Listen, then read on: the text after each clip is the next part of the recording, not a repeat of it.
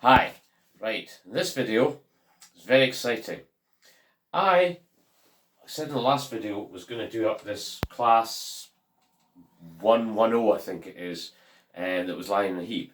So I'd started fitting coach lighting to it. I made a video about it using Liquiwire because they're not metal wheels, they've got plastic axles, right? Anyway, didn't really work that. But anyway, so what I've done is, with this kit, can we see this?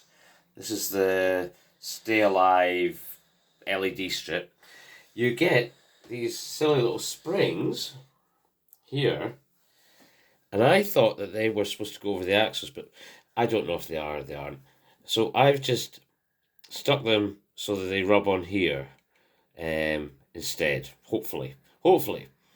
That's a weight because this is prone to derailing. So I've stuck them on. I'm going to solder it all up and do that.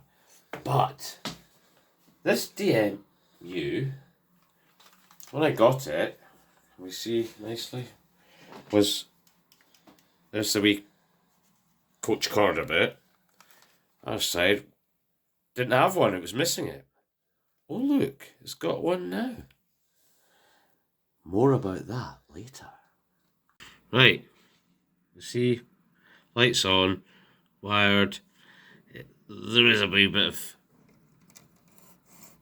friction there, but hopefully that won't matter once it's all back together.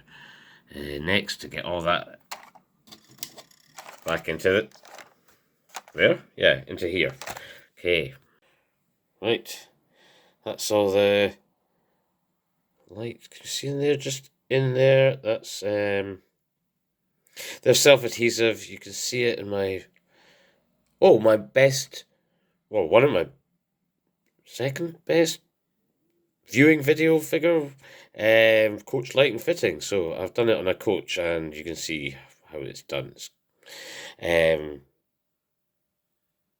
So there's the wires, and let's just see if we can put this thing back together. It's a bit of a weird design, like the glazing seems to clip into the frame, so it kind of comes out when you take this, but that's peculiar to this one. So hopefully it goes back together all right, and that's that, and we can get on with exciting innovation that I've come up with. So there we go. The test track. That's that one. The other one I've done before. I've not done the thing with the springs, so it's just the wires touching on, and they don't make very good contact. So I'll do that later sometime myself. But that one with the springs, that seems to have worked. And right, now on to the interesting bit. Gap between the coach corridors. No, not anymore. Right, I had to take some of that corridor away. So it's, I don't know, it's it's not bad. See, if you pull, you still get a gap, but if it's pushing, it looks good. So the problem was the slightest, as you go around a bend, the slightest lateral movement here, if that was pushing, if this coach here was pushing against this, going around a bend, it would push ever so slightly, and it only took the slightest movement for that to happen. There's not much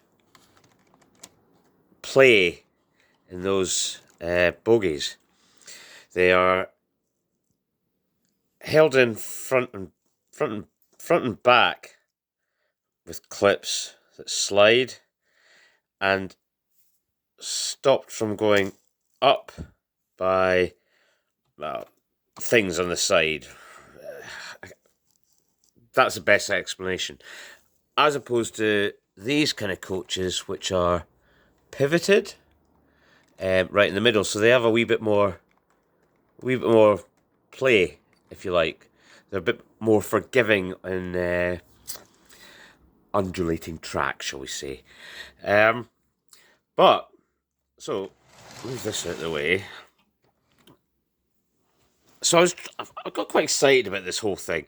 By the way, it was that there I made from, it's, what do you call it?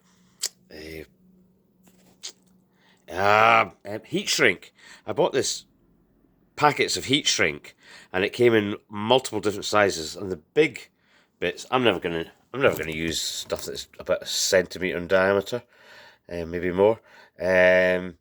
So there's loads of it. So I cut it, glued it together, and I don't know, it's not bad for an amateur effort, is it? I know the top's a bit crap because there's holes in it, but yeah, you know me. I don't care about these things. I'm not looking in so much detail. But what I really do hate is massive gaps that you get in some coaches and that. That's just silly. I mean, people pay millions, well, not millions, but hundreds and hundreds of pounds, and they moan about if there's a seam along the top of the Flying Scotsman or something. And yet, they didn't bother about the coaches that have got like a 10-metre gap between them. So, this is what I'm trying to address. So, the problem with this, though, is when you go to an S-bend, if you like, these really wildly separate. I mean, it's a sort of unrealistic concept of model railways, I suppose. But if you make these too big, they're all hunky-dory like that, because it doesn't really matter if they push together. But what happens when you get to here is that this overlaps that, and then it'll just do that. I'm not done that very well, but it'll push against that, and that one will come off. So what I had to do was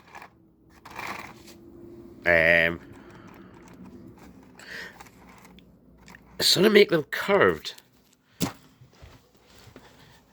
I know, shaky camera, I'm sorry, but I had to make them sort of curved, so even if they do sort of overlap, they don't catch on the way back. So that seems to be alright. Again, let's follow it round. That's not bad. That's not bad. It's a lot better than the humongous gap there was before. So, my little thing, contribution to the hobby. I'm still thinking of ways to perfect it. Wonder if a teeny bit of like really soft cloth or something somewhere would do it to completely close the gap, and it wouldn't cause enough friction if it did come apart to knock the thing sideways.